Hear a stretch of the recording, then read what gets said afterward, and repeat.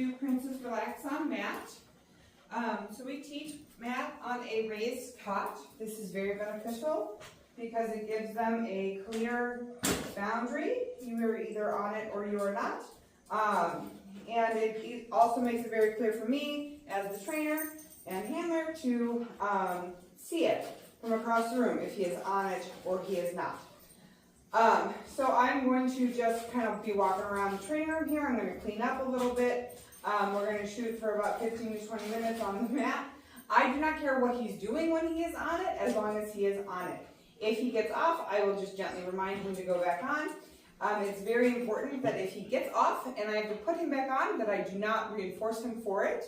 And I am also not carrying food on me. I have the food off of my body, and I am just reinforcing him on the mat from grabbing it elsewhere and putting it down. I'm also using a very low value food since he had a little bit of an upset stomach, probably because of the fireworks. It is the 4th of July. Yeah, it was the 4th of July yesterday. I am using a low value GI kibble and giving that to him on there. So he's been pretty good, so he doesn't have a leash on. If he's a little bit of a stinker, I'll put a leash on him, but that I haven't needed it recently. So we'll see how he does. I'm going to move this into a time lapse, and we'll go from there. Oops. So right away, I'll just put him back on. Hey, hey. Good. I'm glad he's showing that right away, so I can show how I'll handle it. So I'll just use some body pressure. Good. So no cookies, right? If you get off and I have to put you back on, hey, hey, Good boy. I'm going to tell him that I don't like that, and I'm going to encourage him to stay on it. Good boy. Nope. Good. So I'm going to go around and do some things. Nope. Put him right back on.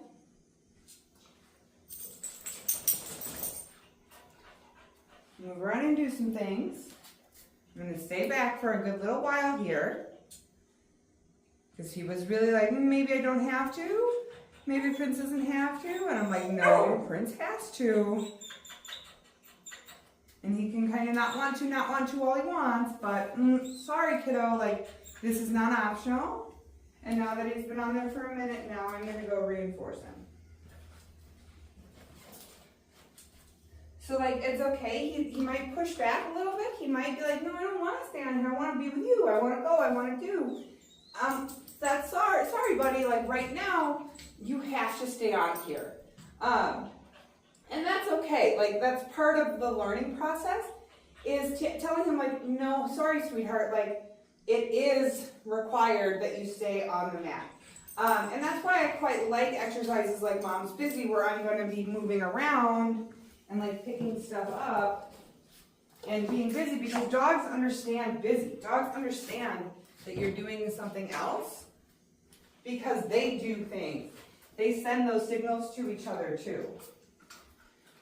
So it's best to practice something like this in the kitchen when you're doing dishes anyway, right? Because ultimately what this sets him up for learning is that when we're not paying attention to him, he should just go lay down.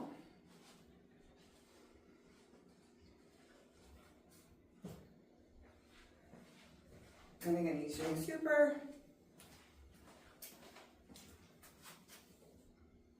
And again, notice that I'm feeding him on the mat. I'm not giving the food to him. All right, and we're going to move this over to a time.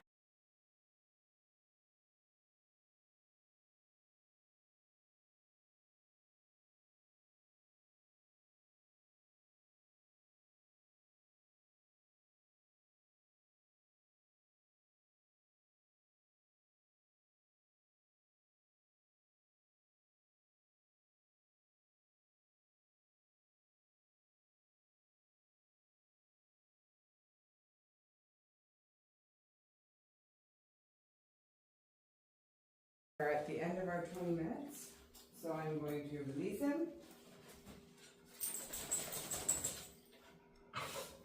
Okay, good boy. And then when we're done, we're going to pick the mat up. And we're going to put it away. So the mat should only be down when we're working on it. Limited time only, take advantage of it while it's around.